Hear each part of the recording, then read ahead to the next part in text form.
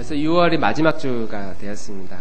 상반기가 지나고 하반기 이제 7, 8, 9, 10, 11, 12 이제 6개월만 있으면 올해도 다 지나가서 한번 점검할 필요가 있겠다는 생각과 함께 하반기 때 어떤 말씀을 가지고 나눌까를 꽤 오랜 시간 고민하다가 2017년도 마지막의 절반을 출애굽기와 함께 말씀을 나누고 싶어서 본문을 출애굽기로 정했습니다. 출애굽기 1장에서 40장까지 말씀 중에 20장이 넘어가는 순간 약간의 위기가 찾아옵니다. 성경을 통독하시는 분들은 알겠지만, 그리고 이 위기를 잘 넘기면 내위기라고 하는 진짜 내위기가 찾아와서 성경 읽기를 포기하고 이제 모세오경을 중단하는 경우, 성경 통독을 중단하는 경우가 참 많이 있는데, 출애굽기 1장에서 20장까지 스토리가 있고, 그리고 맨 마지막에 10계명으로 끝나는 20장까지 말씀을 나누면 올 2017년도가 다 끝나겠다. 아마 예상은 그렇게 하지만 실제로는 20장까지 못하거나 아니면 2017년도가 넘어가거나 할 것 같아요.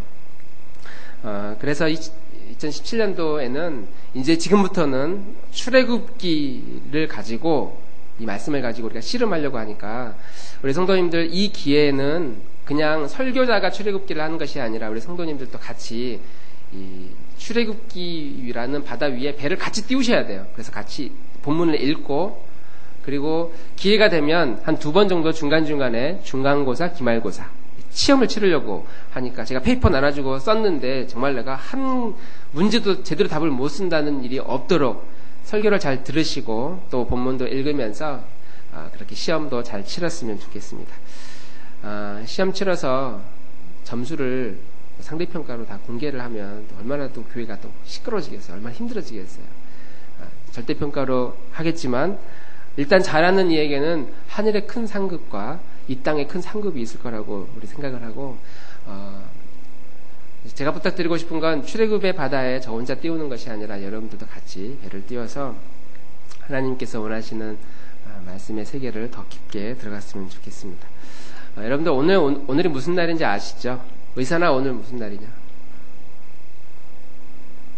이거 정말 답을 다 알려줘가지고 정말 그래, 오늘 이 날이지. 오늘이 한국 전쟁이 있었던 6.25 전쟁이 있었던 날이 마침 오늘 또 주일입니다. 한국 전쟁이 발발한 지 67년이 됐다고 그러는데, 사실 뭐 저로서는 또 우리 중으로서는 뭐 실제로 이 전쟁을 경험하지 않았기 때문에 감은 없고 들은 이야기만 많이 있을 거예요. 전쟁에 관심이 많은 남자들은 좀 더 자세하게 이 전쟁 이야기를 들여다보고 비하인드 스토리, 왜 그때 그런 일이 있었는지, 교과서에 나와 있는 것 말고 그 뒤에 있었던 숨겨진 이야기들을 들으면 들을수록 야, 정말 전쟁이 일어나면 안 되는구나 하는 생각을 하게 됩니다. 그때 당시 이제 뭐 여러 가지 뭐 피해들이 많이 있었지만 죽은 인구가 460만 명 정도, 비공식적으로, 공식적으로 더 많을 수도 있고 적을 수도 있고, 그래서 일반 전쟁으로 나면 우리는 적게 죽고 상대방 많이 죽었다 이렇게 발표를 하기 때문에 얼마나 죽었는지 정확하게 통계는 나오지 않지만 실종자 포함해서 약 450만 이상 희생을 당했다고 이야기를 합니다. 그러니까 우리 수원 같은 동네, 그 도시가 4개 정도가, 4개 이상이 통째로 그냥 사라졌다고 생각하면 되죠. 좀 가슴 아픈 비극이었습니다.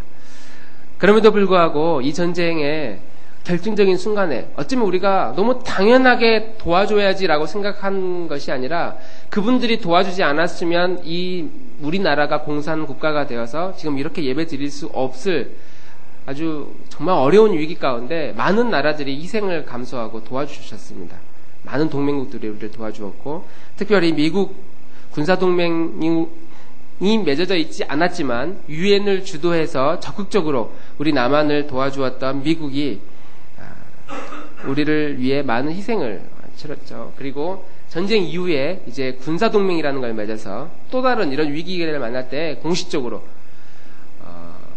한 나라가 침략을 받으면 동맹 맺은 나라의 국가도 실제로 공격을 받는 것으로 간주하고 자동적으로 군사를 보내서 이 전쟁을 막도록 하는 이 조약을 우리 나라와 그리고 미국이 지금 맺고 있습니다. 한미 군사동맹이라고 이야기를 하죠. 그러니까 이런 거예요. 싸움을 하는데 싸움을 할 수가 없어요. A라는 사람과 B라는 사람이 서로 싸우는데 B가 너무 약해. 그래서 B 옆에 고용을 하는 거예요. 우리 약속을 하는 거예요. 친구들 두세 명 붙여놓고 내가 맞으면 너네가 도와줘. 너네가 맞으면 내가 또 도와줄게. 그렇게 약속을 하는 거예요. 우리나라가 미국이라는 아주 군사적으로 대단한 나라와 약속을 맺어서 북한이든 아니면 어느 나라든 함부로 우리나라를 건드릴 수가 없습니다. 경제적으로 여러 가지 위기를 주긴 하죠. 뭐 중국이 뭐 사드 때문에 보복을 했다, 뭐 그런 이야기들이 있을 수 있지만 아무리 기분이 나빠도 군사적으로 막 공격을 하거나 그렇게 할 수는 없는 겁니다. 그래서 우리나라 사람들은 목을 메고 이 미국의 관계를 좋게 하려고 아주 많은 노력을 기울이고 있다는 것을 우리는 잘 알고 있어서 미국과의 좋은 관계를 맺으려고 많은 정치인들도 노력을 합니다. 우리보다 힘이 센 미국과 좋은 관계를 맺으려고 하는 것처럼 우리가 우리와 조약을 맺고 있는 우리에게 약속하신 하나님과의 관계를 어떤 식으로 설정해야 되는가를 우리 출애굽기를 통해서 우리가 말씀 나눌 수가 있는 것이죠. 출애굽기라는 큰 그림 위에 여러분들도 함께 그림을 그리고 색깔을 칠하고 해서 하나님께서 주신 이 동맹의 의미 그리고 약속의 의미가 얼마나 풍성한 것인가를 함께 나눴으면 좋겠습니다. 출애굽기 이야기를 하는데 굳이 이 동맹에 대한 이야기를 한 이유는 이 출애굽기의 시작이 동맹을 맺은 나라와 나라 사이에 혹은 개인과 개인 사이에 혹은 한 집단과 한 집단 사이의 관계가 깨트려진 것에서부터 이 출애굽기가 시작하기 때문입니다. 원래 이 애굽이라고 하는 이 나라는 이방 국가고 이스라엘이 애굽으로 내려오면서 이스라엘은 오로지 하나님하고만 조약을 맺은 언약을 맺은 국가인데 이 이스라엘 민족이 이 언약 맺은 동맹 맺은 절대자이신 여호와 하나님과의 그 관계를 상실해버리고 한 나라에 400년 동안 있으면서 누가 우리를 돕는 자인지를 잊어버린 채 살아가고 있을 때 하나님이 그 관계를 어떤 식으로 유지시키느냐 그리고 그 관계를 어떻게 기억나게 하시느냐를 오늘 출애굽기를 통해서 우리가 이야기를 생각을 할 수 있는 것이죠. 여러분 출애굽기에는 형제가 있는 거 혹시 아십니까? 우리 홍연아 출애굽기에는 4명의 형제가 있는데 혹시 형제가 누굴까? 우리 하영이가 아주 그런 걸 모른다는 듯이 이렇게 웃어가지고 화영아 출애굽기에 형제가 있는데 4명의 형제 혹시 뭔지 아니? 부모가 같아. 힌트 쓴 사람이 같아. 아니 화영이 홍인이부터 하라고? 자 동시에 시작. 네. 우리 김정 피집사님 출애굽기에 형제가 4명이 있는데 혹시 누군지 아시죠? 저자가 같습니다. 저자가 출애굽기는 우리가 모세가 지었다고 하고 모세가 지은 5권의 책이 있는데 힌트 첫 번째 창세기예요. 그럼 두 번째 출애굽기고 세 번째는 레위기, 민수기, 마지막으로 신명기죠. 한번 따라해 보겠습니다. 모세오경. 제가 혹시나 하고 대부분 알 거라고 믿지만 알 거라고 생각하지만 다 아는 척하면서 저를 쳐다보고 있지만 혹시나 잊어버렸을까봐 제가 다시 말씀을 드립니다. 출애굽기에는 4명의 형제가 있는데 창세기, 출애굽기, 레위기, 민수기, 신명기, 출레민신이라고 하죠. 창세기, 출애굽기, 레위 이 노래 아시죠? 그 5권의 책을 모세가 썼습니다. 왜 이게 중요하냐면 5권의 책은 이 인류의 시작과 함께 하나님이 처음 우리 인간과 어떤 식으로 관계를 맺어갔는가를 쫙 설명했는데 저자가 한 명이기 때문에 관점이 하나예요. 관점이 하나입니다. 그래서 레위기에서 이해가 안 되면 신명기를 읽다 보면 도움을 받고 출애굽기 읽다가 이해가 안 되면 레위기를 통해서 도움을 받습니다. 서로 다른 내용이 있는 것처럼 보이지만 그 의미와 취지는 서로 같은 결을 가지고 있기 때문에 이 모세오경을 읽을 때 창세기, 출애굽기, 레위기, 민수기, 신명기를 읽을 때는 한꺼번에 쭉 봐야 훨씬 도움을 받을 수 있습니다. 오늘 저희는 출애굽기를 시작하지만 창세기가 어떤 책인지를 먼저 살펴보고 출애굽기를 함께 좀 나눴으면 좋겠는데요. 창세기는 우리가 아시는 것처럼 총 50장까지 있습니다. 창세기, 인류의 첫 번째 시작에 대해서 이야기를 했으니까 당연히 천지 창조에 대한 이야기를 쭉 나갔고 1장에서 11장까지는 천지 창조, 노아, 방주, 바벨탑 사건, 언어가 다 바뀌어져서 흩어지는 이야기까지, 그래서 인류가 어떻게 뿔뿔이 흩어져서 이 지구상에 흩어져 살게 되었는가에 대한 기록이 1장에서 11장까지 기록되어 있다면 12장에서 50장까지는 이제 통으로 하나님께서 인간들에게 내가 누군지를 이제는 계시해 줘야 되겠는데, 처음부터 책 던져주면서 나 이런 존재야 이렇게 나타나시지 않고 하나님께서 아주 인격적으로 한 사람을 택하시고 그 사람을 통해서 내가 누구인지를 끊임없이 알려줍니다. 그리고 그 한 사람과 약속을 맺고 그 한 사람의 자녀하고도 약속을 맺고 그 손자에게도 약속을 맺어서 이 약속, 이 계약이, 서두에 말한 것처럼 이 동맹이 끝까지 얼마만큼 언제까지 유지되는가에 대한 이야기가 창세기 12장에서 50장까지 기록됩니다. 첫 번째 하나님이 약속을 맺은 그 인물이 누군지 아시죠? 의선아. 하나님께서 처음 사람을 택하셔서 하나님의 자녀로 또 하나님의 백성으로 축복해 주겠다라고 하는 나이가 많은 네 글자인 아로 시작한 그 성경의 인물이 있는데, 너무 어려운 질문을 던져서 여러분 잘 아시는 것처럼 아브라함이라고 하는 한 사람을 하나님이 택하셨습니다. 아브라함을 택하셔서 그리고 그의 아들 이삭 그리고 그의 아들 야곱까지 이 세 아들에게 하나님께서 약속과 계약을 맺으셔서 그 세 명의 이 가족이 아브라함, 이삭, 야곱과 그 야곱의 12아들과 그리고 그 자손들이 이제는 점점 번영해 가면서 이 창세기가 끝나게 되고요. 창세기 말미에는 어떤 식으로 나오냐면 이 야곱의 아들들이 사는 지역에 큰 가뭄이 듭니다. 그래서 가뭄 가운데 살기 위해서 어디로 떠나가냐면 남쪽으로 이동해서 지금의 이집트, 북아프리카 지역인 애굽, 성경의 애굽이지만 이집트라는 지역으로 이주를 해서 내려갑니다. 그리고 나서 약 420여 년의 세월이 흘러 오늘 출애굽기가 다시 시작되고 있는 것이죠.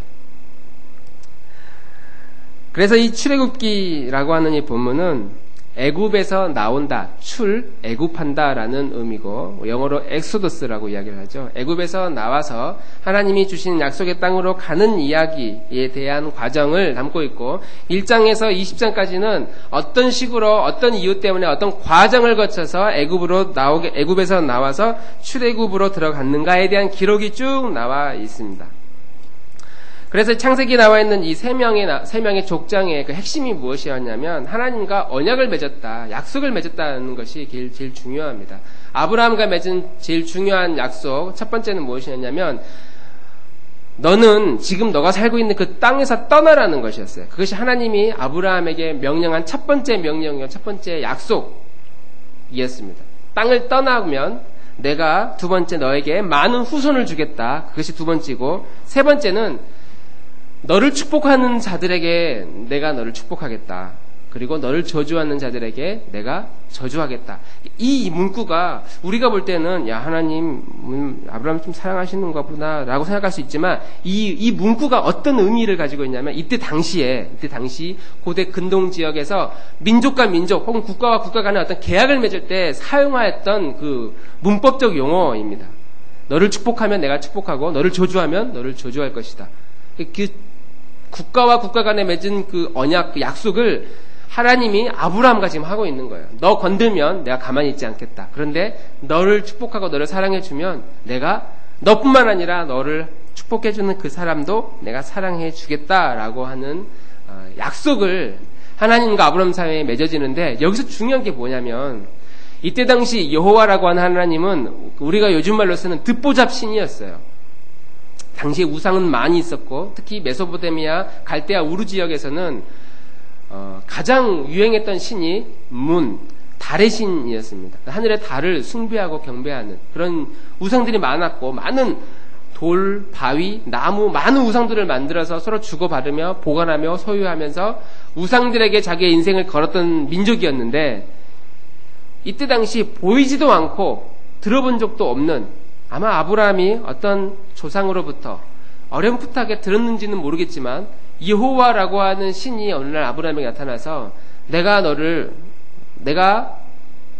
너는 지금 있는 그 땅을 떠나면 내가 너에게 많은 후손들, 당시의 후손은 국가와 군사력을 의미했기 때문에, 재산을 의미했기 때문에 내가 너를 많이 축복해 주겠다. 그리고 너를 축복하면 나도 축복할 것이고 너를 저주하면 나도 저주할 것이다 라고 이야기를 하고 있는 그 신이 한 번도 들어보지 못한 듣보잡 신이었다는 거죠.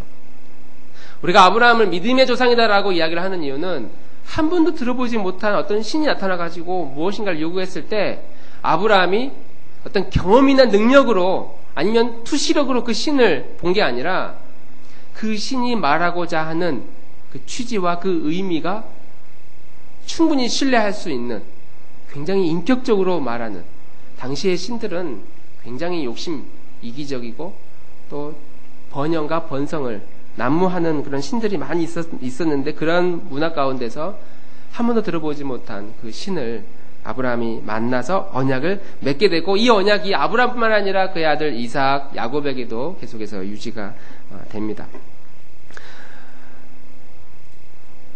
그렇게 창세기가 쭉 진행되는데, 조금만 더 창세기를 설명하면 아브라함, 이삭, 야곱이 지나고, 그리고 이 야곱에게는 12명의 아들이 있는 거 아시죠? 그리고 12명의 아들 중에 우리가 많이 들어본 11번째 아들이 누구냐면 요셉입니다.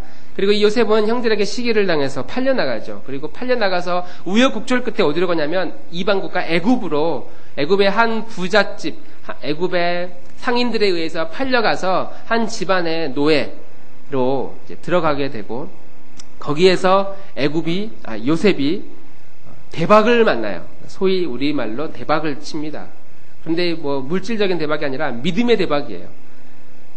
부모님으로부터 들은, 부모님이 하나님과의 그 맺은 약속, 그리고 여호와에 대한 그 신앙을 어렴풋하게 들어왔을 것이기 때문에 먼 타지에서 형제들에게 팔려나간 상태에서도 끝까지 그 믿음을 지켜서 하나님이 이 요셉을 축복하셔서 어느 정도의 대박을 치냐면, 이 거대한 애굽이라고 하는 국가의 국무총리가 될 정도로, 나라가 정말 어려웠을 때 이 요셉이 도움을 주어서 이 나라, 위기에 빠진 나라를 살려내는 아주 큰, 그리고 그 모든 기초가 무엇이냐면 믿음으로, 죽을 수도 있지만 하나님을 믿는 그 신앙으로 이겨내서 나라의 총리가 되게 됩니다.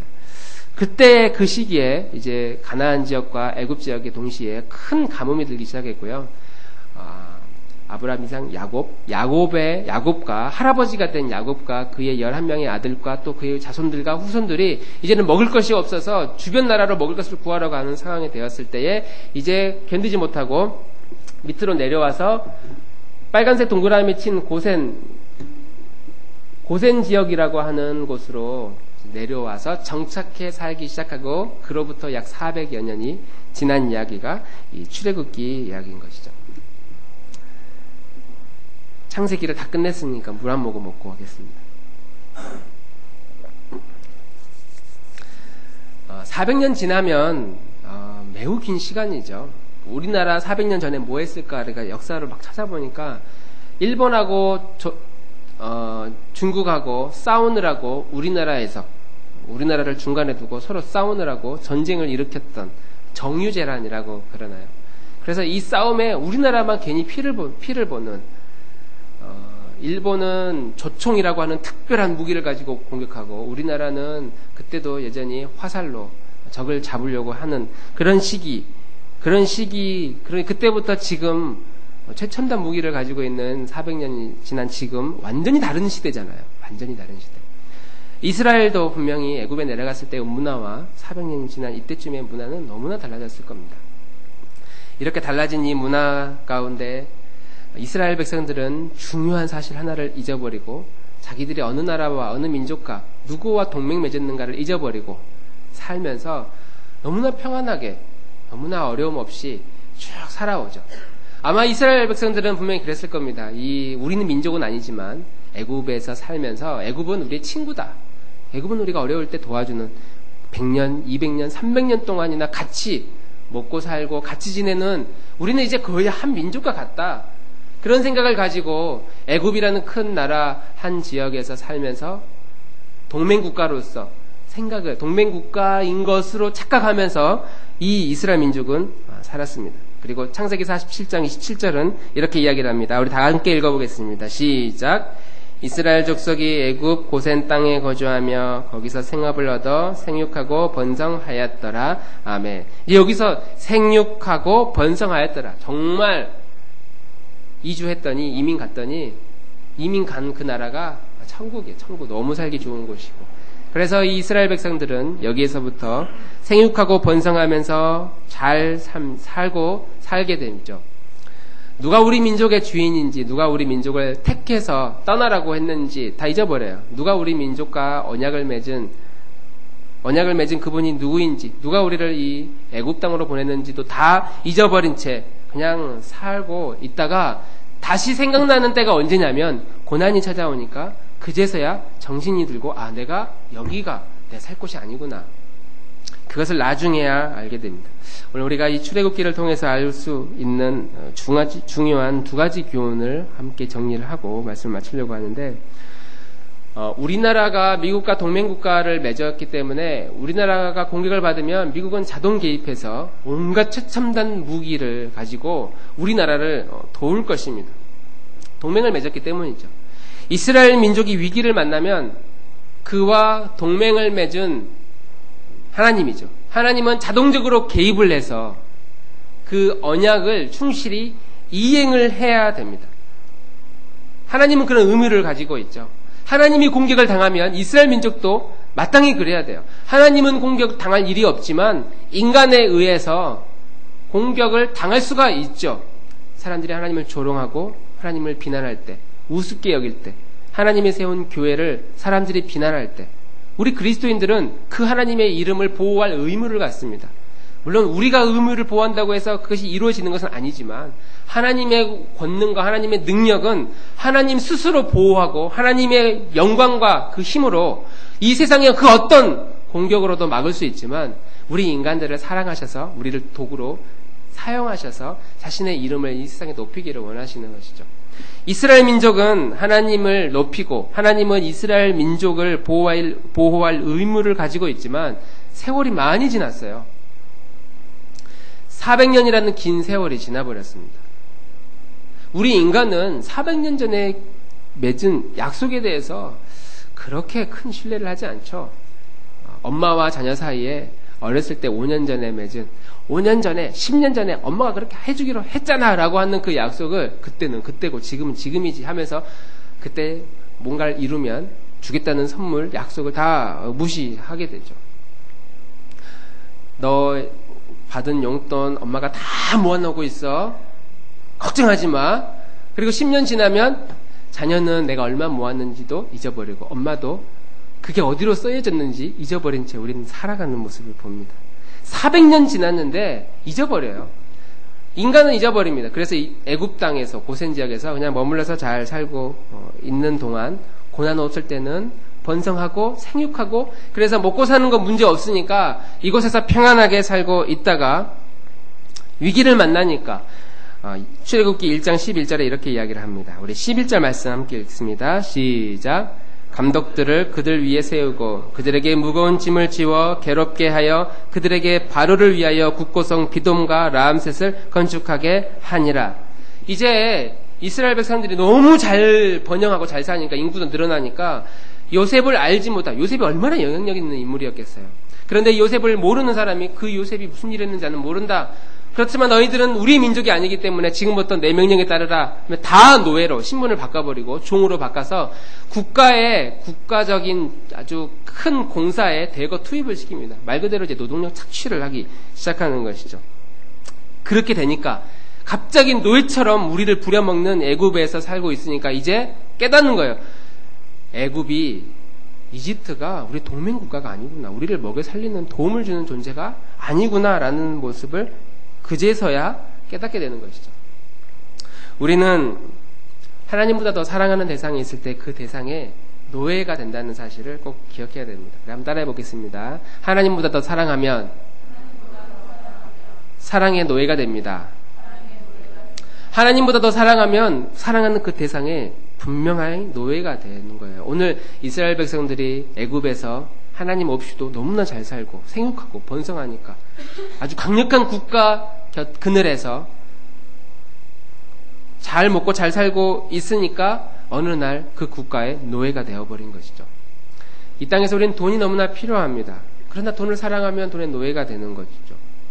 자녀를 너무 사랑하지만 하나님보다 자녀를 더 사랑하게 되면 자녀의 노예가 되는 것이고, 내 꿈을 위해 열심히 달려가지만 하나님보다 내 꿈을 더 사랑하게 되면 우리는 꿈의 노예가 되어져서 큰 고난을 만날 때, 인생의 위기를 만날 때, 그때 내 인생을 책임져 주시는 분이 이게 아니구나.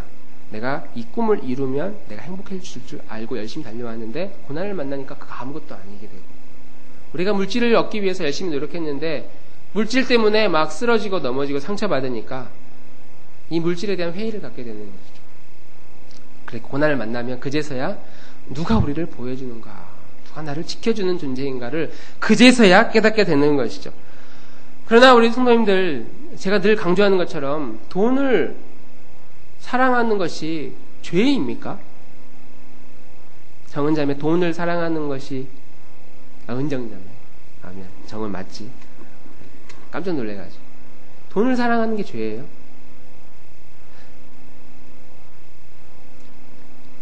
취업을 위해 열심히 준비하고 있다면, 그래서 나 여기 꼭 가고 싶은데 했는데 진짜 들어갔어요.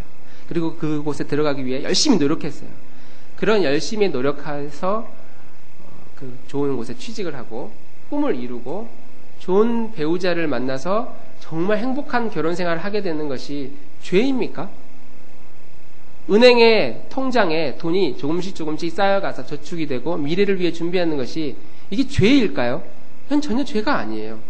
이것은 죄가 아니라 오히려 하나님께서 우리에게 베풀어 주신 복, 많은 복 중에 하나라고도 이해할 수 있습니다. 우리는 하나님이 그것을 허락하셨다고 믿기 때문에 우리는 꿈을 향해, 그리고 물질을 노력하고 더 행복한 가정을 위해 열심히 노력하지만, 그것이 하나님보다 더 사랑할 때에 우리는 언제나 우리를 종으로 만들어버리는 것을 알 수 있어요. 결정적인 순간에 이러지도 저러지도 못하는 그런 위기를 만날 때 내가 추구하였던 그 대상과 나는 지금 어떤 관계인가를 그때 깨닫게 되는 것이죠.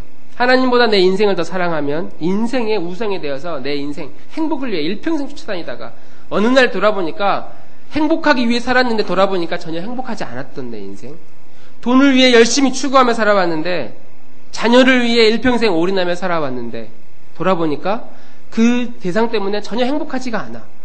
내가 여기에 노예가 되어 있었구나, 종이 되어 있었구나. 그제서야 그것을 깨닫게 되는 것이죠. 그러나 이스라엘 백성들이 지금 애굽에 내려가서 사는 이유는 그 애굽에 내려가도록 누가 허락했냐면 하나님이 허락하신 거거든요.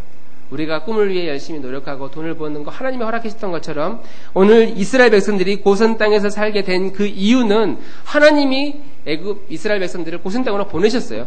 가뭄이 들고 기근이 드니까 먹고 살 데가 없으니까 요셉을 먼저 보내서 애굽의 총리로 만들고, 이스라엘 백성들이 내려갔을 때, 야곱의 자손들이 내려갔을 때 거기서 먹고 살 수 있는 모든 기틀을 다 마련해 주어서 하나님의 복에 의해, 인도하심에 의해, 섭리에 의해 지금 이 애굽 고센 땅으로 내려가게 된 것입니다. 그러니까 고센 땅에서 400년 사는 동안 풍족하게 사는 것이 꼭 이스라엘 백성들이 죄를 지은 것, 그 자체가 죄를 지은 것이 아니라, 지금 하나님을 떠나 있는 것이 이스라엘 백성들이 나빠서 그런 게 아니라 일정 부분 하나님도 책임이 있잖아요. 하나님이 보내서 그렇게 된 건데, 돈을 많이 벌어가지고 부자가 됐는데 그 돈 때문에 시험에 들어서 그동안 하나님이 은혜를 주셔서 이렇게 물질을 주셨습니다라고 간증하고 다녔는데, 어느 날 그 물질 때문에 온갖 시험이 들고 고난이 들고 와서 집안이 다 풍지박산이 되었다고 한번 생각을 해봅시다. 하나님이 주셔서 복 주셔서 우리가 이렇게 누립니다라고 이야기를 했다가 어느 날 갑자기 집안이 풍지박산이 되었어요. 그러면 그것이 축복이라고 생각했는데 어느 날 그 물질 때문에, 돈 때문에 저주가 되어서 돌아온 그 상황을 보면서 우리가 과연 하나님을 원망할 수 있겠는가? 하나님도 좀 책임이 있지 않냐고. 하나님이 왜 나한테 이런 물질을 주셔가지고, 나에게 왜 이런 환경을 주셔가지고, 왜 나를 이렇게 예쁘게 만드셔가지고, 왜 나를 이렇게 잘생기게 만드셔가지고 내가 이렇게 이 문제 때문에 시험 들게 하시냐고. 왜 나를 똑똑하게 만들어가지고 하나를 가르쳐주면 10개를 알 정도로 지식을 가지고 살게 해주셔서 그런 은사를 갖게 해주셔서 그 은사 가지고 열심히 살았는데 인생이 완전히 거꾸로 돼가지고 망쳐버린 거예요. 좋은 성품을 주시거나 아니면 좋은 가정의 환경을 주시거나 남들보다 더 나은 은사를 갖게 하셔서 그것 가지고 야 하나님이 나에게 주셨어 하면서 열심히 살아갔는데 그것 때문에 인생이 망치는 일들을 만나게 되었을 때 우리는 그때에도 하나님을 원망할 수 없다라고 이야기를 할 수 있습니다. 왜냐하면 하나님이 우리에게 아주 소중한 축복을 주셨지만 그것을 잘 관리하고 유지하고 그것을 잘 운영하는 것은 우리의 몫이기 때문이죠. 결혼하셨을 때 우리 전도사님 새 신혼 부부가 왔고 또 10년 20년 살고 있는 우리 집사님들을 볼 때 처음 결혼식을 하고 난 신혼 때는 얼마나 행복해요. 사랑해서 결혼을 하고 정말 하나님께서 우리를 만나게 해주심을 감사하고 기뻐하고 하나님께서 나에게 이 학교를 주셨음을 믿고 감사하고 하나님께서 나에게 이 자녀를 주셨음을 믿고 너무나 감사하고 시작은 정말 기쁘고 감사하게 시작하는데 그 과정 가운데 죽을 만큼 괴로울 때가 있거든요. 자녀들 때문에 다시는 너를 보고 싶지 않다. 나가라고 해서 진짜 나가면은 너는 들어오라고 또 나가라고 하니 진짜 나가느냐. 하나님이 주신 축복인데도 그 축복 때문에 괴로움을 당할 때가 많이 있습니다. 하나님께서 허락하신 일이라고 해서 믿고 믿음으로 갔는데 그 일 때문에 더 어려운 인생이 꼬이는 일들도 많이 있다는 것이죠. 하나님이 허락하시는 것과 그것을 잘 관리하고 유지하는 것은 항상 별개입니다. 하나님께서 우리 교회를 축복하셔서 나들목교회를 세우시고 이 지역 가운데 허락하셨습니다.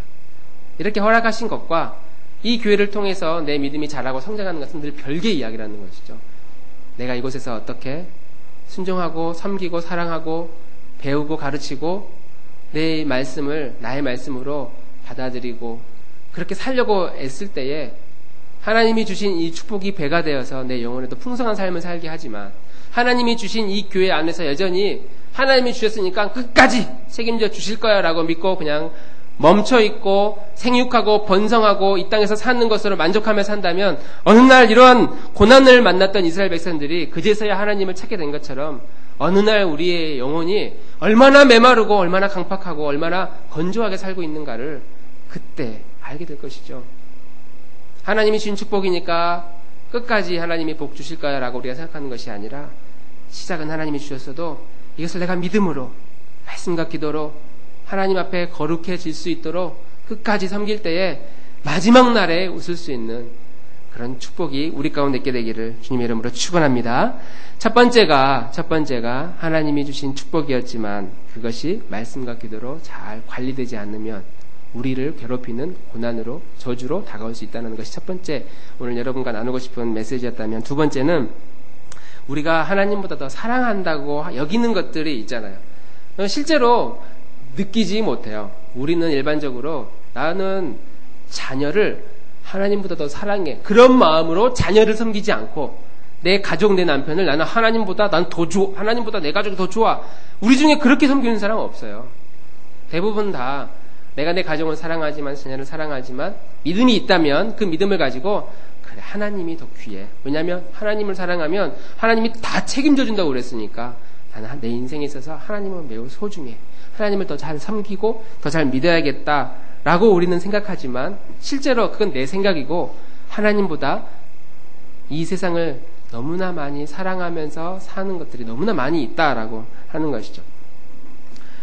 이스라엘 백성들은 자신들이 여호와의 백성인 줄 알고 있었습니다. 왜냐하면 자기의 조상이 아브라함, 이삭, 야곱이 하나님과 언약을 맺었기 때문에 그 언약 때문에 그들은 당연히 하나님의 백성이라고 생각해 왔는데 딱 생각만 그렇게 했지 실제로 그들의 삶은 하나님보다 더 많은 것들을 사랑하며 살아왔어요. 그리고 그것을 언제 느꼈냐면 고난이 찾아오니까 이 고난을 만나고 나니까 그제서야 내가 하나님보다 이걸 더 사랑했구나. 하나님보다 내가 친구를 더 좋아했구나. 하나님보다 내가 더 내 인생을 사랑했고 내 꿈을 좋아했고 내 가족을 더 좋아했고 내 자녀를 더 사랑했구나. 고난을 만나면 그때 내가 어떤 모습인지 내 실체를 우리는 발견하게 되는 것이죠. 원래 고센이라고 하는 지역, 우리 뒤에 아까 사진에 나와 있던 것처럼 고센이라고 하는 지역은 북아프리카, 아프리카와 서아시아의 딱 맞닿는 지점입니다. 그래서 고센 지역에서 마음만 먹고 가면 가나안까지 일주일이면 갈 수 있는 거리라고 그래요. 하나님이 애굽 깊숙이 넣지 않고 애굽으로 보내긴 보냈는데 고센 땅에 머무르게 한 이유는 단순히 그곳이 농사를 짓기에는 너무 어렵고 그러나 목축을 하기에는 너무나 좋은, 그래서 애굽인들에게는 거의 버려진 땅이었지만 목축을 하였던 이스라엘 민족에게는 황금의 땅이었던, 그곳이 먹고 살기 좋으니까 머무른 것이 아니라 마음만 먹으면 언제든지 돌아가야 할 그곳을 향해 갈 수 있도록 최적의 환경을 하나님이 주신 겁니다. 고센 땅에 일평생 먹고 살아라가 아니라 너희는 이 고센 땅에서 잠시 머물렀다가 내가 너희에게 약속한, 아브라함에게 주마 했던 그 약속의 땅, 이삭과 야곱에게 너희 손주들에게 주고자 했던 그 약속의 땅으로 떠나자라고 할 때 언제든지 떠날 수 있도록 하나님은 고센 지역에 특별하게 머무르게 하십니다. 우리가 지금 거주하고 있는, 지내고 있는 내 삶의 모든 형편, 내 환경은 하나님이 허락하신 고센과 같은 땅이죠.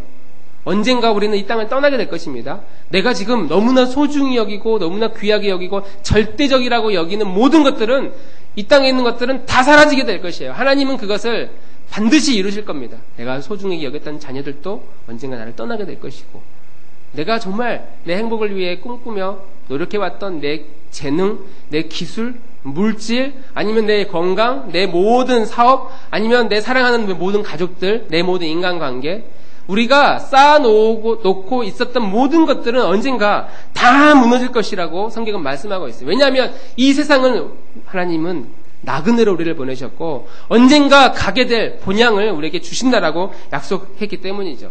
그래서 요셉도 죽을 때에 내 유고를 이 땅에서 묻지 말고 언젠가 이 땅을 떠나 약속의 땅으로 갈 때에 내 유고를 꺼내서 그것을 향해 함께 가지고 가고 그 약속의 땅에 묻어다오.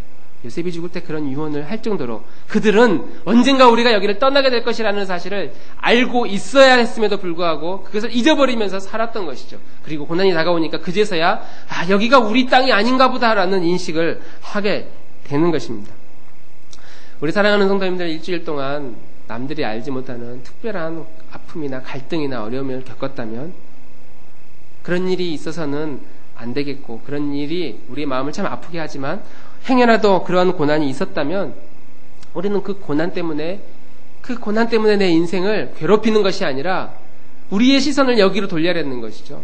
고난을 만날 때 하나님은 나에게 무엇을 말씀하시나, 이런 갈등이 있을 때, 이런 상심이 있을 때, 이런 마음의 낙심이 있을 때, 우리 뜻대로 되지 않는 일들을 만날 때 우리는 그때 우리 시선을 끊임없이 하나님께 돌려야 합니다. 하나님은 나와 어떤 약속을 맺고 있는가? 하나님은 나와 어떤 계약을 맺어서 나를 여기까지 인도해 주셨는가? 내가 지금 머물러 있는 이 지역이 내 영혼의 고센은 아닌가? 내가 지금 붙들고 있는 것이 내 영혼의 애굽은 아닌가? 번영하고 생육하니까 너무나 살기 좋으니까 진작 이곳에서 진작 이 일을, 진작 이것을 내가 얻을 걸, 그렇게 생각하면서 열심히 살아왔는데 하나님은 고센과 같은 지역을 언젠가 떠날 것이라고, 다 버려질 것이라고 우리에게 말씀하고 있는 것이죠. 우리의 생각 가운데, 마음 가운데 애굽이라고 여겨지는 모든 것, 고센이라고 여겨지는 모든 것들이 끊임없이 우리에게 다가와서 우리에게 먹을 것을 주고, 물질을 주고, 마음의 평강을 주고, 여기서 이것만 붙들면 행복해질 수 있어라고 우리를 유혹합니다. 그리고 우리는 그렇게 살면서 익숙해지게 될 것이죠. 돈에 익숙해지고요. 사람들의 인정이나 사람들의 평판을 우리는 의식하게 되고, 그것에서 애굽에서 머물러 있는 문화 양식에 익숙해질 것입니다. 그러나 하나님은 우리에게 이 세상에서 만족하며 살지 말고 다시 돌이켜서 약속의 땅으로 돌아오기를 끊임없이 요구하십니다. 그리고 고난을 만나게 하심으로 그것을 깨닫게 하셔서 우리를 인도해 주시는데, 400년 전에 지켰던 그 약속을 우리는 잊어버리고 우리는 괴로워, 우리를 살려줘, 우리 왜 이렇게 힘들어라고 이야기를 하지만 하나님은 400년 전에 있었던 그 약속을 꺼내서, 그 전에 있었던 그 약속을 꺼내서 너희들은 이 땅에 살 존재가 아니라 다시 약속의 땅으로 돌아오게 될 것이다 라고 우리에게 말씀을 하고 있는 것이죠. 만약 우리의 인생 가운데 우리를 이끌어 가시는 하나님의 그 메시지를, 그 약속을 우리가 기억할 수 있다면, 그리고 그 약속을 우리가 생각할 수 있다면 우리의 영혼은 복된 영혼이 된 줄 믿습니다. 할렐루야. 우리는 잊어버리며 살고 있고 여기가 내 땅인가 보다 라며 사는데, 하나님은 거기가 아니라, 그러한 삶이 아니라 바로 이 땅이야 라고 우리를 새로운 곳으로 이끌 때에 놀라운 사실은 새로운 땅, 눈에 보이는 어떤 영역을 말하는 것이 아니라 그 땅까지 이끌어 가시는 동안 이스라엘 백성들을 놀랍도록 변해시켜 가는 것이죠. 만약 우리가 출애굽하지 않고 지금 애굽에 머물러서 살고 있다면 우리는 그 죄악된, 우리가 머물러서는 안 될 그 지역, 그 꿈, 그 미래를 향해서 그 미래를 버리고 하나님이 약속하신 곳으로 우리는 즉각적으로 순종하며 나아가야 되는 줄 믿습니다. 그러나 만약 우리가 주님을 향해 가고 있다면, 애굽을 나오긴 나왔고 가나안 땅을 향해 가고 있다면 출애굽해서 수많은 기적들을, 이적들 혹은 하나님의 은혜를 입고 여기까지 왔다면, 그리고 앞으로 갈 길이 멀다면 우리는 가야 할 그 목표한 지점이 아니라 그것을 가는 동안 하나님이 나를 어떻게 만들어 가시는가에 대한 관심을 가지고 귀를 기울여서 중간에 낙오하지 않고 마지막까지 가나안을 향해 나아가야 되는 것이죠. 이스라엘 백성들의 애굽으로 나왔던 절반이 이 시험을 견디지 못하고 광야에서 다 쓰러져서 사라져 세상을 떠나고 그 후손들만이 가나안 땅으로 들어가게 된 사실을 우리는 잘 알고 있죠. 애굽을 떠나 광야를 지나 가나안으로 가고 있는 우리 인생의 여정을 살고 있는 나들목 우리 교우들의 삶에, 우리들의 삶에 항상 우리가 잊지 않고 생각해야 될 것은 지금 있는 이 모습, 우리의 모습 그대로 하나님 나라에 들어갈 수 없기에 하나님이 나를 어떻게 바꾸실 것인가, 하나님이 나를 어떻게 만들어갈 것인가, 나는 어떠한 삶의 변화를 꿈꾸며 추구하며 하나님 앞에 어떠한 존재가 되어야 할 것인가를 끊임없이 묻고 질문하고 생각하고 그것을 위해서 말씀과 기도로 내 자신을 씨름하고 할 때에 바로 그 자리에서 누구를 만나는가? 우리의 구원자 되시는 예수 그리스도를 만나 주님께서 우리에게 소망을 주시는구나. 나는 변할 수 없는데 변할 수 있도록 매 순간 소망을 하나님께서 주시는구나 라는 이 메시지를 출애굽기에 담겨있는 하나님의 약속의 말씀이 저의 약속뿐만 아니라 우리 나들목 모든 교우들의 약속의 말씀이 되기를 주님의 이름으로 축원합니다.